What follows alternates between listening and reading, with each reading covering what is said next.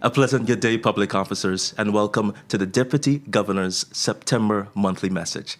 My name is Iuse Z. Adams, the Acting Communications Officer within the Office of the Deputy Governor. And today, as always, I am delighted to be joined by the Deputy Governor himself, Mr. David D. Archer Jr. Hello, sir. Good day. It's good to be here. Thank you very much. It's been a while. It has been a while, and truth is, we've had to take a bit of a pause in this because the public service has been working extremely hard over the past few months to deliver on some critical governance reforms for the territory. That being the Commission of Inquiry recommendations. We've had departments and senior managers, the Attorney General's chambers. Everybody has been working collectively to implement these recommendations. And I'll invite you to start this monthly message with a word of gratitude to those public officers that have really put in the work over the past few months. Rather simple. Thank you, thank you, thank you. If I can say thank you about 2,000 times so I can recognize everyone over the past 2 years have been Yes. really working extremely hard. And to land the COI recommendations in a way which is progressive but also set a foundation for the future of public service has been our drive. While doing so, we've been working our normal jobs, Yes. delivering customer service, but working to deliver a quality product for our clients, while we're trying to also transform the public service, a new initiative, customer service programs, new technology, and all in a space to ensure that the people that we serve, which they deserve, great Yes, service, yes. that we deliver that service at a high quality, but we improve consistently, and that's part of the ethos of the public service. And that right there, I think, is the beauty and one of the benefits of the public service that we have. Such talented individuals that are able to juggle so many things, and the public never ever feels a lack of service. That's our commitment daily. And it really comes from, and this takes us into the point for discussion today, it really takes from how much every single public officer wants to build a legacy of excellence for themselves. Let's start the discussion on legacy for this month's public monthly message.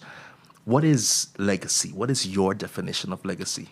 Thank you. But before I answer that question, I want to recognize that we've lost the lives of some public officers Yes. and also some family members of public officers. And I always try to stop and say, we recognize you, offer condolences, because every one of those public officers and their families, they're part of a wider Virgin Islands legacy. Yes. And before we can speak about legacy, we have to recognize those that went ahead of us, but also persons who come every day and try to deliver a quality product. Now, legacy is based on who you ask, many different definition, but it really is what will be left behind when we go. And when we go can mean when we leave this job or if we leave this amazing planet. The whole idea is what can we do to leave a mark? And that mark, however, should not be focused on us. It really Right. should be focused on the people that we serve and really what we want to leave behind in their honor through our names. And that's the critical point. If you focus on yourself, chances are the legacy might be self-driven. But if you focus on others, the legacy can live beyond you and beyond your wildest imaginations. And that I think is the essence of the words public service. Even though you are the individual carrying out the service, it is always for the public. We're always serving the public through our legacies and through the work that we carry out in our time. So in the scope now, as you said, in the public service, serving others, what does a positive legacy look like? How do you build a legacy that's impactful and can stand even after you walk out the doors? Very simple. We have to be able to have one person who can say, I was helped well by that person. One person who can say, when I came to the organization, when I came to the office, that public officer took time, was attentive to my needs, and made me feel special. We need to be able to build a program and a consistent ethos within the public service where we are driven by helping people. When you're in the public service, you're in the business of helping. Yes. So your legacy can be etched in how many persons you've helped, and helped through direct service, helped through policies and programs that you've designed, not for yourself, not for your coworkers, but to make the Virgin Islands a better place, to make the people that we serve, to make their lives easier. Here. At the end of the day, we're making the lives of the persons in this territory easier. That is our number one mandate. Now, that puts us in a position now to see the goal, to see what we want to achieve. But as we often say, it's easier said Yes. than done. What does the work look like to get there? How do you cultivate a legacy like that? Well, thank you very much. First of all, I've said this before. Many persons laugh. I've coined the terminology of being a world-class public service and the ambition that the Virgin Islands Public Service will be ranked within number 1 and number 5 in the world, not the Caribbean, not in the region, in the world. the And world. that's our aspiration. But to do so, we must always be mindful of 3 critical things. A, are we mastering the jobs that we do? B, are we continuously transforming the work that we do? Are we questioning why we're doing the same thing over and over again? And thirdly, are we developing ourselves and are we developing others? So the work has to be continuous. Transformation is a lifelong It is. journey. It is saying, I will never rest on what I currently have, but always trying to make it better. Not for myself, not for my coworkers, for those. but for the people that we serve. And that's the beauty of it, that at the root of this all, firstly, you have to focus on ensuring that you are executing your work properly. And as a public service, we're putting those systems in place. We have a learning institute that's doing incredible work. You just came off of hosting a course about navigating your life in the public service. Can you tell us a little bit of some of the takeaways you had from that, especially from your discussions with public officers? Very good. First of all, I start off by letting persons know, if you didn't hear it before, you're really special.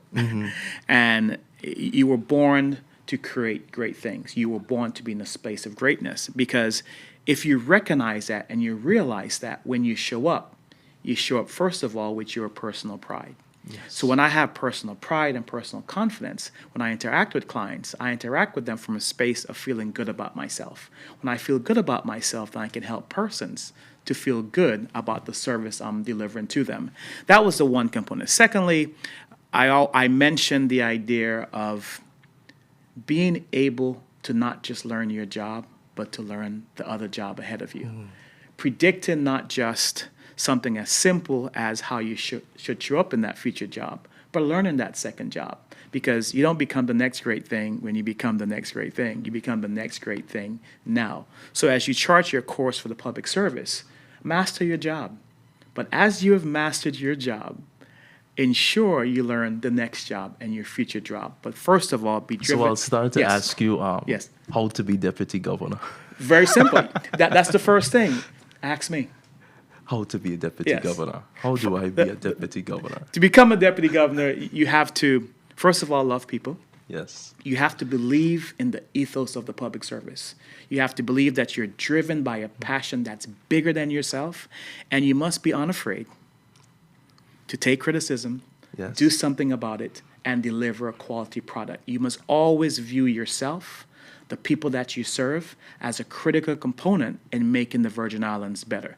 If you do so, do not become obsessed with the title of deputy governor, but sacrifice yourself for hard work, commitment, dedication, and taking responsibility where things are not going well, but also helping others to celebrate when things go When well. things are, it's like you say, no matter where you go, no matter how low or high in the public service you are, as you're building that legacy, as much as you focus on yourself, remain focused on the fact that we are here to help others, Yes. serve others, bring others up. That's how we build that legacy, right? Yes. And so one of the pressing points right now in the public service, especially through our Learning Institute, is maintaining and establishing pathways for upward mobility, like someone becoming the Yes. deputy governor. Let's speak a little bit on the importance of, first of all, not staying stagnant in the public service, climbing the ladder. But as you said, as you climb the ladder, leaving an impact, a positive impact on each step and level of that ladder as you go up? Of course. Well, the first thing we have to understand is you are responsible for your own level of greatness. Most of the times we believe it's the manager or the supervisor. But if we decide for ourselves, here's where we want to go, that manager or that supervisor is there to help us to get along that path. But we must first decide where we want to go. You must first decide Yes. you want to be the deputy governor. Engage a deputy governor and let's come up with ideas to get you there.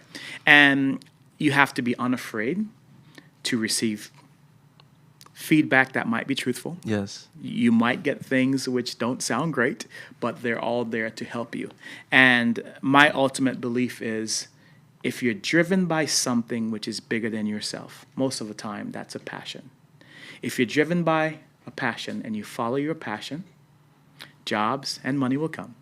But if you follow jobs and money, chances are you're going to lose your passion. So what makes you motivated? What would you wake up and do every single day for free? Do you love people? Do you love the planet? Do you love the environment? Do you love to ensure that children are healthy? What is your passion? So if you follow your passion, the jobs and money will come. But if you follow jobs and money, chances are you lose your passion. I think that's a great takeaway there as we start to wind down to this discussion. Follow your passion.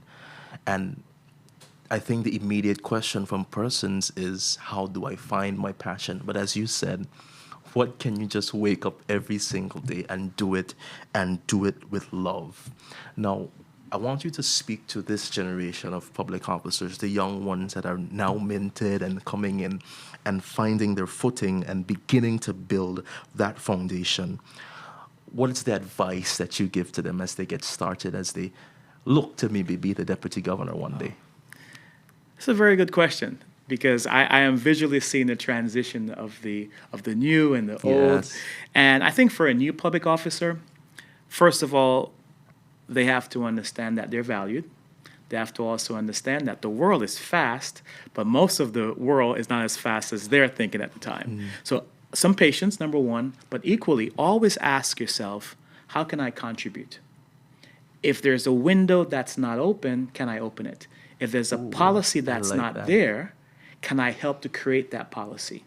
If there's a program or something which you don't see, don't fuss. Do something about it. Use your wisdom, your smart, your resources to make things better versus identifying only things which are not going well.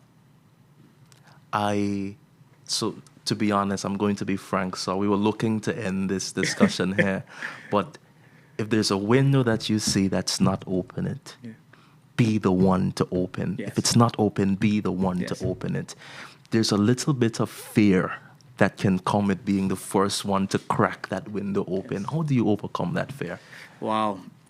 Well, fear, when used properly, should be motivation. If I'm fearful, but I'm filled with energy and I'm going anyway, if you approach your work with fear, the same way you approach going on a roller coaster, I am afraid. But I'm going. But I'm going. And I know at some point it's going to feel amazing. It's the same Yes. thing. So fear is not necessarily negative. It's how you create the energy which comes from fear to create a positive outcome. Therefore, view fear in the public service as your first experience on a roller coaster ride. Excited, your friends are there. Some are saying, I'm not going, but you say, I'm going. I'm Let's going. do it. And then when you come off of that roller coaster and you look back, after you build a legacy, you can say, wow, I'm happy I took that first step. So for the first time since we've been having these discussions, this one has really left me speechless. So, and I like to talk, and I'd like to thank you for taking the time to always sit and share this wisdom. It's important that the public service hears this from our deputy governor. It's a candid discussion, and I think the takeaway for public officers today is do it scared. Yes?